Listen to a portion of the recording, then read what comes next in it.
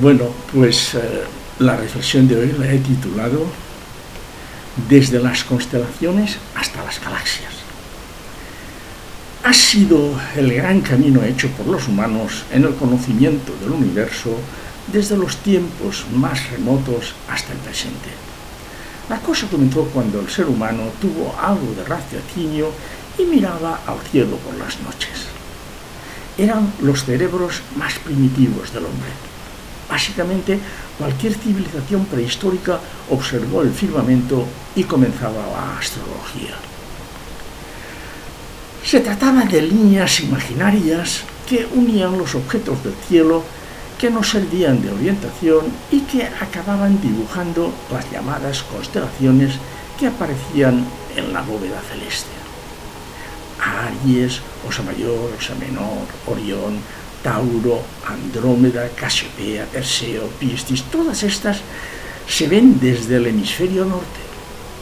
En el sur, Can Mayor, Sirio, Centauro, Cruz del Sur, Escorpión, Virgo, Acuario, Capricornio. Para el humano primitivo, aquello era similar a algo casi estático, mágico, aunque revestido de ciclos.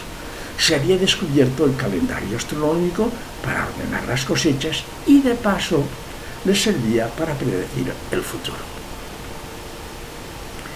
Aunque ya se había descubierto lo que comenzó por llamarse la Vía Láctea, no tardó mucho, cientos de años, en saber que aquello era nuestra galaxia. Transcurrido el tiempo, estamos ya en la Edad Media. La Iglesia Católica puso su verdad sobre la civilización occidental. Y fue en el mes de junio de 1633 cuando Galileo se postraba de rodillas ante los jueces del Santo Oficio o Santa Inquisición, y fue entonces cuando teóricamente murmuró aquello de «y sin embargo se muere». Se estaba pasando de observar algunos planetas y el Sol a darse cuenta de que era una estrella más entre millones de estrellas dentro de la galaxia. Poco a poco se fue pasando de la astrología a la astronomía y fueron descubriendo las estrellas, pero también hubo nebulosas encontradas en el universo cercano, aunque este aún era muy pequeño. Llegó un momento en que se descubrieron los telescopios y posteriormente los observatorios terrestres, pero faltaba el gran salto al espacio para evitar intercepciones terrestres. El Hubble fue el primer paso y ahora se acaba de poner en marcha el James Webb, que se ha tardado 26 años en enviarlo al espacio y que nos envía imágenes en infrarrojos que son invisibles para nosotros. Se ha pasado de que hubiera una sola estrella a ver millones en nuestra galaxia y a ver tantas galaxias como estrellas se veían antes. El universo está hecho de galaxias. Con las primeras fotos pegadas desde el web, ha sido alucinante el ver la inmensidad de galaxias que aparecen en sus imágenes. Ya casi no reparamos en las estrellas. Muchas de ellas aún no han sido capturadas por las galaxias. Al verlo, es como si nos hubiéramos hecho mayores. Desde el Quasar hasta la enana, dependiendo de la cantidad de masa y su evolución, todos son estrellas. Y su desarrollo depende de sus circunstancias.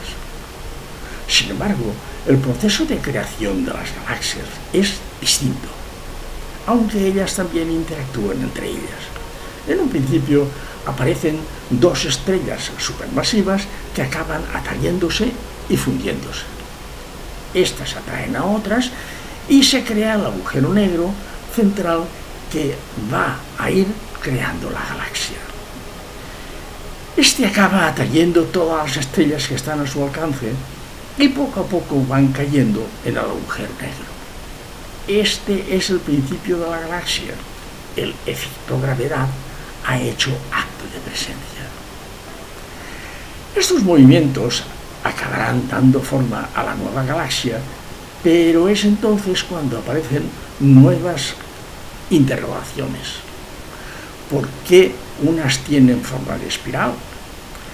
¿Qué les hace ser planas? Es evidente que se trata de la atracción gravitacional.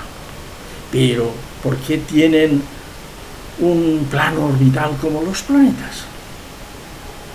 ¿Intervendrá la nueva esencia vertical que acaba expulsando la materia en que transforma el agujero negro? ¿Hay otras que son de forma esférica? ¿O no lo son y solo es un efecto de percepción bidimensional? Otras son asimétricas por el choque quizás con otras galaxias cercanas. Es como si estuviéramos viendo imágenes en 2 dimensiones. ¿Es así o solo nos da esa impresión? A través de los colores del espectro nos dicen de qué están compuestas las estrellas y planetas. Hay tantas preguntas. Y eso sin contar con lo que en la materia oscura, que se supone forma parte del 95% del universo. Y tampoco entramos en lo que los científicos nos dicen que hay del 70% de energía oscura. Nos queda tanto por descubrir, realmente no sabemos casi nada, aunque comparado con los conocimientos antiguos parece que algo hemos avanzado. Hasta la próxima reflexión.